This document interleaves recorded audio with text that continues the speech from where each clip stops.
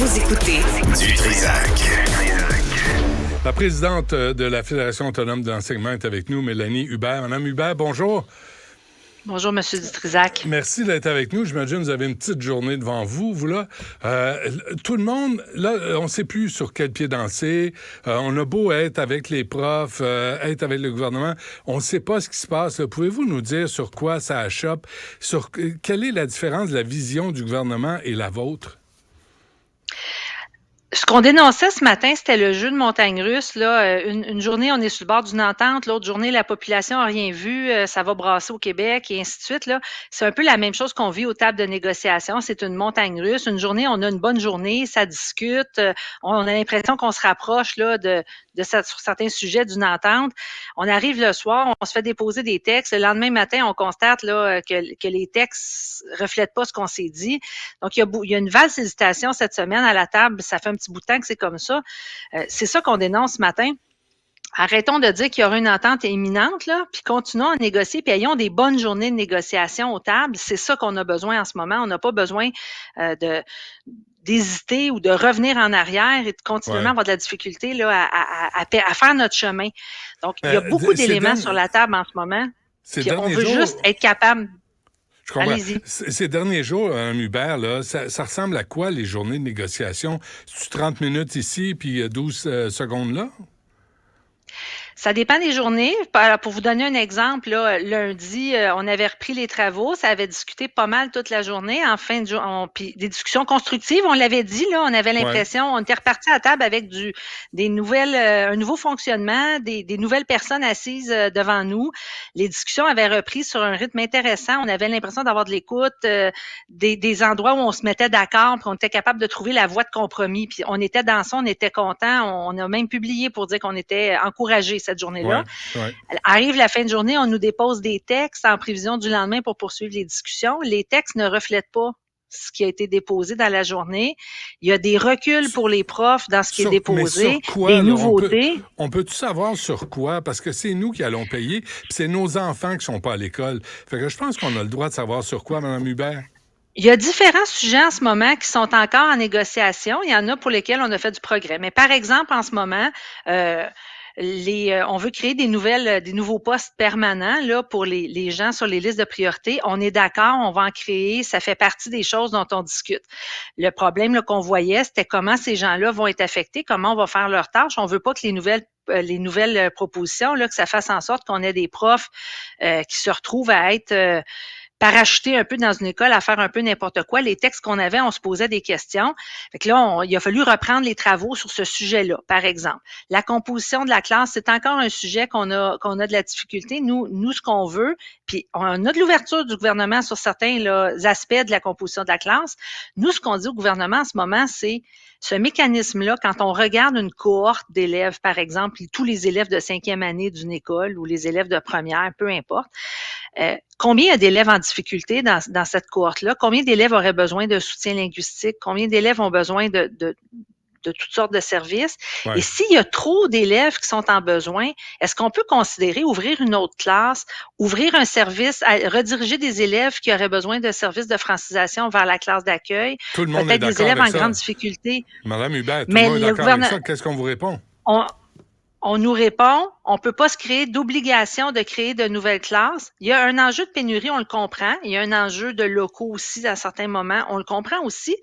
Mais nous, ce qu'on veut, c'est qu'on soit capable quand même de le prévoir pour que dès que ce sera possible de le faire, on puisse trouver l'espoir que ça va se mettre en place et qu'on ne sera pas toujours dans cette logique-là de l'inclusion de tous les élèves dans la classe ordinaire. Puis après ça, on vous enverra de l'aide à la classe 10 heures par semaine. On verra s'il reste des services, on vous les enverra. Puis au pire, on vous compensera un montant forfaitaire là, pour compenser votre dépassement. Les profs, ce qu'ils nous disent, c'est on veut des conditions pour pouvoir enseigner, avoir du temps de qualité avec les élèves, puis répondre aux besoins de chacun. Puis en ce moment, on est écartelé entre plein d'élèves qui ont plein de difficultés, puis on réussit pas à trouver la façon que ça soit un peu automatique dans la convention collective, puis que les profs n'aient pas à se battre pour des services année après année, parce qu'en ce moment, c'est ça qu'on vit. Il faut faire la preuve qu'on a eu les bonnes interventions, faire la preuve qu'on a fait tout ce qu'il fallait, faire la preuve que c'est pas nous qui avons manqué dans notre notre enseignement. On veut quelque chose qui va regarder la cour de la classe et qui va régler les problèmes sans qu'on ait à se battre. OK. Pourquoi vous n'avez pas répondu à un Hubert? Je suis pas là pour faire la leçon, là. Je vous dis pas comment faire. Mais moi, je regarde ça de l'extérieur. Je me dis, pourquoi vous n'avez pas répondu? Monsieur Legault, vous pensez que c'est possible lundi? On va travailler ensemble. On va pour le mieux pour le personnel enseignant et les enfants. Faudrait pas oublier les enfants, là. Pourquoi ne pas avoir embarqué dans le discours positif de François Legault puis dire, on va travailler ensemble. Puis si ça fonctionne pas, nous dire où puis pourquoi. Mais votre réaction est toujours négative, puis presque sarcastique, jovialiste. Écoutez, vous n'avez pas le luxe d'être sarcastique là, dans l'état des choses. En fait, on ne demande que ça, de travailler avec le gouvernement, et c'est ce qu'on a demandé ce matin. Ce que je demande au gouvernement, c'est qu'on ait juste des bonnes journées de négociation. Au moment où M. Legault est sorti hier, les travaux de la table n'avaient pas repris et la journée de la veille, s'était pas bien passée. On nous avait dit, si vous n'êtes pas content, retournez nous écrire des textes, vous reviendrez plus tard. OK, Puis on mardi, a passé la journée. On s'est arrêté, là. Mardi, mercredi, là, vous avez négocié combien de temps? Bien, mardi, on a été en rencontre le matin et on était en réaction de textes qui nous avaient été déposés la veille et on nous a dit, si ça ne fait pas votre affaire, déposez-nous autre chose. Donc, on est obligé de retourner travailler. Le comité de négociation s'est assis avec le comité exécutif de la Fédération. On a travaillé des textes et là, les travaux ont été suspendus l'après-midi, le temps qu'on fasse ça. Et on est revenu aux tables après le souper pour redéposer notre proposition qui a été étudiée.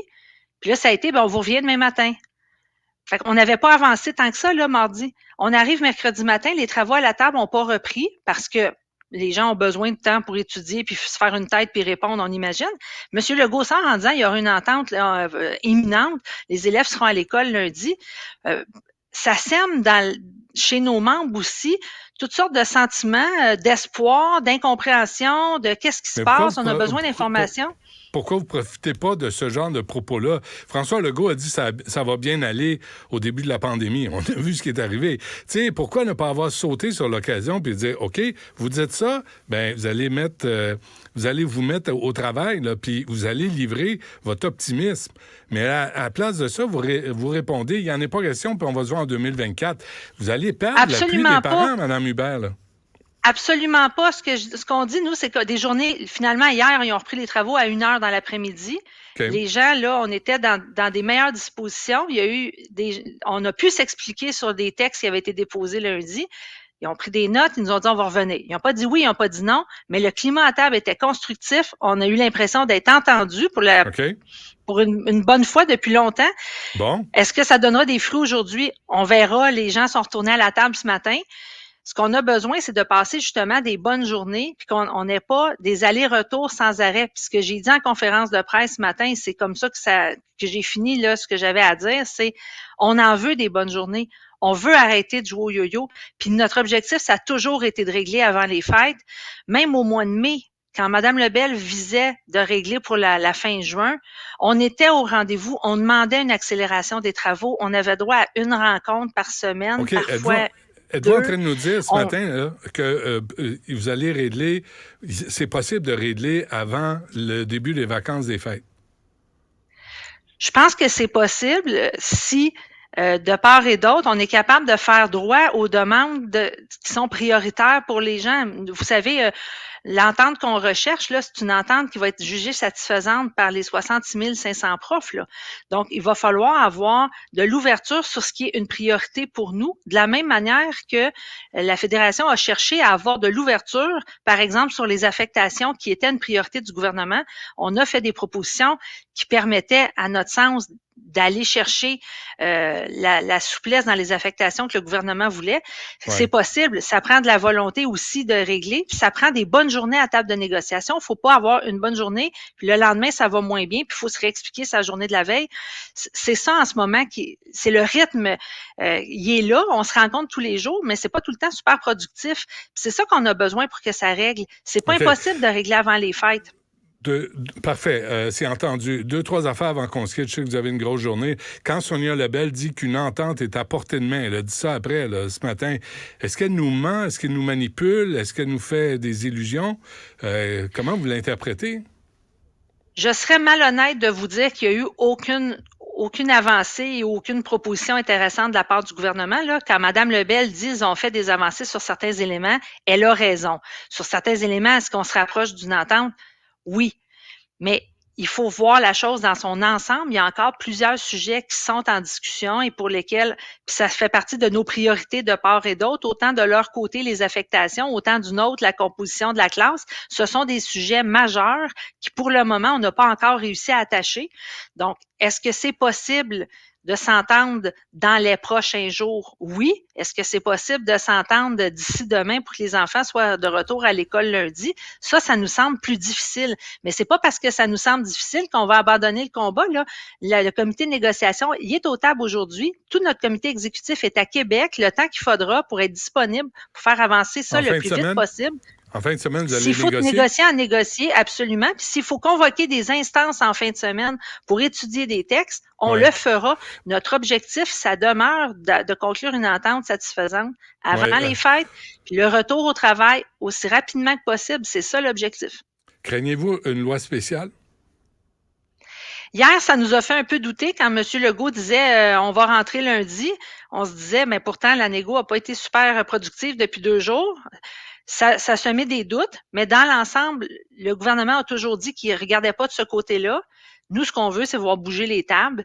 Si tant que ça bougera aux tables, on sera là pour jouer puis continuer le jeu de la négociation, puis relancer, puis chercher la voie de passage qui va nous amener vers une entente. Tout le monde aura à gagner à avoir une entente satisfaisante qui va répondre aux besoins des élèves puis des profs du Québec. Dernière affaire, vous respectez Gilles Royer, son opinion? Il faudrait que vous me disiez ce qu'il a dit. Il dit 20 jours de classe perdus sur 180, là, on peut pas dire que ça causera pas de problème, que ça retardera pas plusieurs élèves. Il commence à craindre pour l'année scolaire, si je comprends ce qu'il a dit. Puis c'est pas mal ça qu'il a dit. C'est sûr que 20 jours de classe perdus dans une année, c'est difficile. Les élèves du Québec, depuis 20 ans, subissent les contre-coups de plein de mauvais choix politiques qui ont détérioré ce qui se passe dans les écoles publiques. Et c'est ça que les profs disent cette année, ça suffit, il faut que ça arrête. C'est sûr que ça va avoir des effets. Ça aura aussi des effets sur les profs. Hein. Ce sont les premiers à on parle des enfants. Lâchez-moi avec vos membres. Lâchez-moi avec vos membres, Mme Hubert. On va finir l'entrevue sur les enfants parce qu'on parle des enfants.